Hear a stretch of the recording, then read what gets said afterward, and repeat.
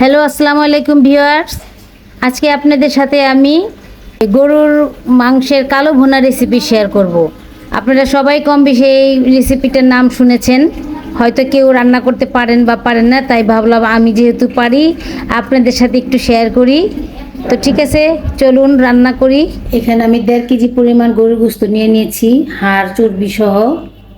আজকে আমি আপনাদের সাথে কালো ভুনা রেসিপি শেয়ার করব। মাংসগুলি ধুয়ে পানি ঝরিয়ে নিয়েছি।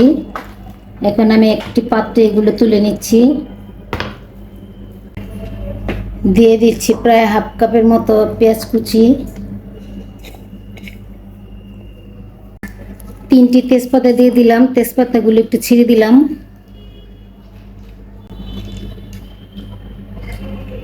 4টি সাদা এলাচ দিয়ে দিচ্ছি। আমি এই এলাচগুলো একটু মুখটা একটু ভেঙে দিচ্ছি, যাতে করে এতে এর ঘ্রাণটা বের হয়।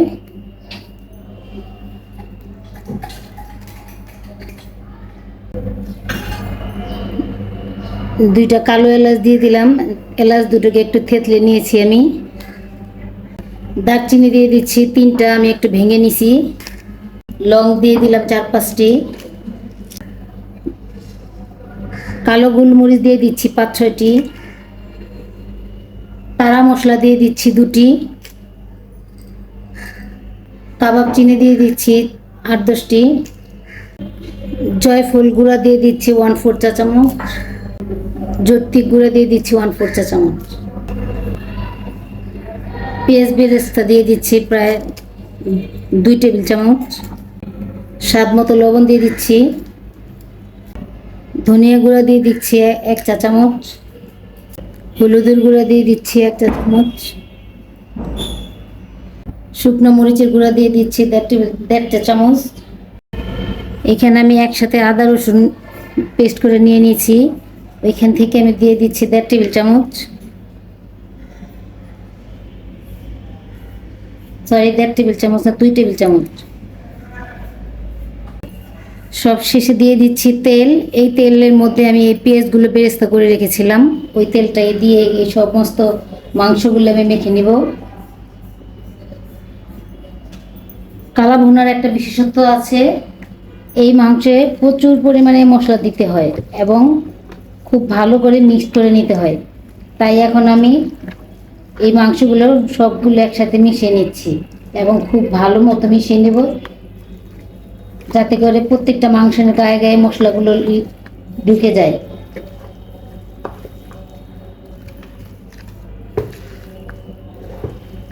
চুলার আঁচটা কিন্তু এখনো নিভানোই আছে। এই মাংসগুলো রান্না করার ক্ষেত্রে আপনারা লক্ষ্য করবেন, যত বেশি এই মাংসটা মশলার সাথে মিশাবেন, এটার টেস্টটা ততটাই বেড়ে যাবে। 5 মিনিট ধরে এটা মাখতে হবে। এটা মাখানোর সময় আপনারা যদি এই রান্না করে রান্না করেন, তাহলে আপনারা নিজেরাই বুঝতে পারবেন এই মাখানোর সময় এটার ভিতর থেকে কত সুন্দর একটা ফ্লেভার বের হচ্ছে। রান্না কিন্তু এখনো শুরুই করিনি।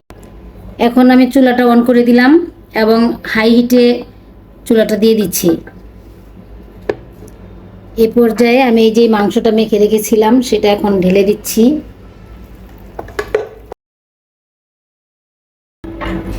সামান্য একটু পানি দিয়ে দিলাম এবং ঢেকে রেখে 5 মিনিট অপেক্ষা করছি। মাংসগুলো নেড়ে চেড়ে আমি এখানে আরও কিছু গুঁড়ো মশলা অ্যাড করব। 1/2 চা চামচ ভাজা জিরা গুঁড়ো দিয়ে দিচ্ছি। 1/2 চা চামচ গরম মশলা গুঁড়ি দিয়ে দিচ্ছি। রাঁধুনি গুঁড়া মশলা দিয়ে দিচ্ছি।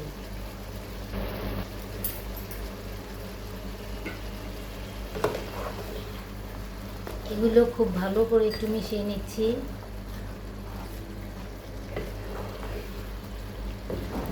কালো ভুনা মানে অতিরিক্ত মশলা দিয়ে এই গোস্তটা রান্না করতে হয়। অনেকে হয়তো মনে করেন যে গোস্তটা ভাজা ভাজা করলেই মনে হয় কালো ভুনা হয়ে যায়, না, পর্যাপ্ত পরিমাণে মশলা দিয়ে এই রান্নাটা করতে হয় এবং খুব ভালো মতো সফট করে সিদ্ধ করে নিতে হবে। আমি শুধু হাত ধুয়ে একটু পানি দিয়েছিলাম, আমি এখানে কিন্তু আর পানি দিইনি। গোস্ত থেকেই দেখেন পর্যাপ্ত পানি উঠে এসেছে, পর্যাপ্ত পানি বের হয়েছে। মশলাগুলো মিশিয়ে দেওয়া শেষ। এখন আমি ঢেকে দিব। আবারও কিছুক্ষণ 5-6 মিনিট বা 10 মিনিট অপেক্ষা করব, তারপর আবারও নেড়ে দিব। এইভাবে শুধু নাড়াচাড়া করে মাংসটা সিদ্ধ হওয়া পর্যন্ত অপেক্ষা করব।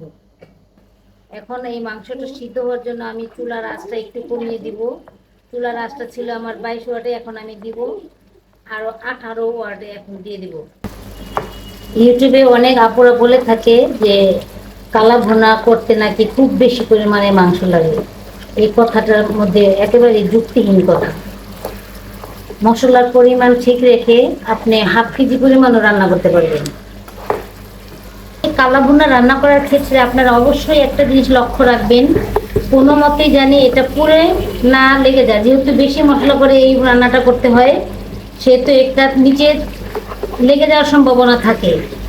যদি কোনো মতে একটু নিচে লেগে যায় তাহলে কিন্তু এটার আসল টেস্ট একেবারে নষ্ট হয়ে যাবে।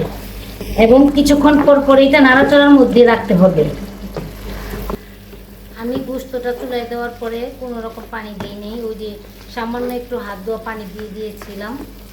এখন আমি আমার গোস্তটা দেখেন পানি শুকিয়ে গেছে, তেল উপরে উঠে আসতেছে, কিন্তু আমার গরুর গোস্তগুলি এখনো সিদ্ধ হয়নি। সেক্ষেত্রে আমার এখানে একটু পানি লাগবে। আপনাদের রান্না যখন আপনারা করবেন আপনারা তদ্রূপ তাই করবেন। যদি দেখেন সিদ্ধ হয়ে যে গিয়েছে তাহলে পানি দিবেন না। আর যদি দেখেন যে না, পানি শুকানোর পরে মাংসটা সিদ্ধ হয়ে যায় নাই, তাহলে অবশ্যই পানি দিবেন, কিছু পানি। তেল উঠে এসেছে কিন্তু মাংস সিদ্ধ হয় নাই, এই জন্য আমি আর একটু পানি দিয়ে দিচ্ছি। এবং পানিটা কিন্তু অবশ্যই গরম হতে হবে।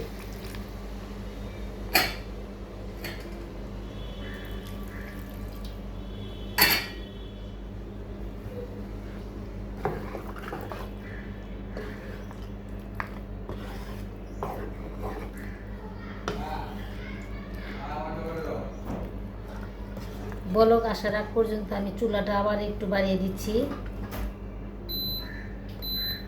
এখন এই মাংসটা আমি বাগার দিলাম, এবং এই বাগারটাকে তো অবশ্যই সরিষার তেল দিয়ে দিতে হবে। এখানে আমি সরিষার তেল দিয়ে দিলাম আন্দাজ মতো। পেঁয়াজ কুচি দিয়ে দিচ্ছি 3 টেবিল চামচের মতো। দিয়ে দিচ্ছি রসুন কুচি, আমি বড় সাইজের 3টা রসুন নিয়ে নিছি। দিয়ে দিচ্ছি আদা কুচি,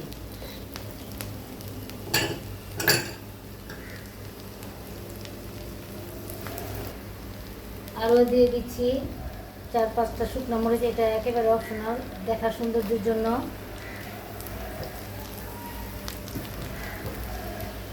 এই সমস্ত পেঁয়াজ রসুন এগুলো একটু ব্রাউন কালার হয়ে গেলেই আমি এই মশলাগুলো গোস্তের মধ্যে ঢেলে দিব। ব্রাউন কালার হয়ে গিয়েছে, এখন আমি এই মাংসগুলো একটু তুলে রাখবো। এখন আমি এই মাংসগুলো এখানে দিয়ে দেব।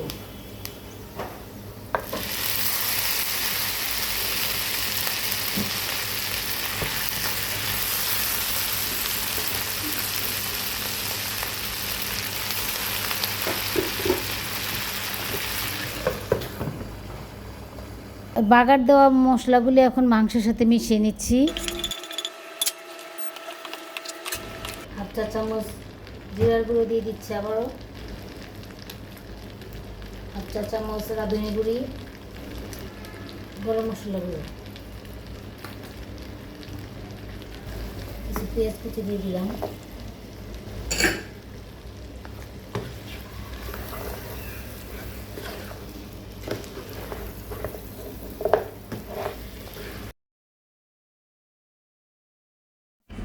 এই তো তৈরি হয়ে গেল সুস্বাদু কালো ভুনা রেসিপি। এখন আমি এগুলো একটি পাত্রে তুলে নিচ্ছি। আমার এই রেসিপি ফলো করে আপনারা অবশ্যই বাসায় ট্রাই করবেন, এবং কেমন হয়েছে আমাকে কমেন্ট করে জানালে আমি খুব খুশি হব। সবাই অনেক অনেক ভালো থাকবেন। আবারও দেখা হবে পরবর্তী কোনো ভিডিও নিয়ে। আল্লাহ হাফেজ।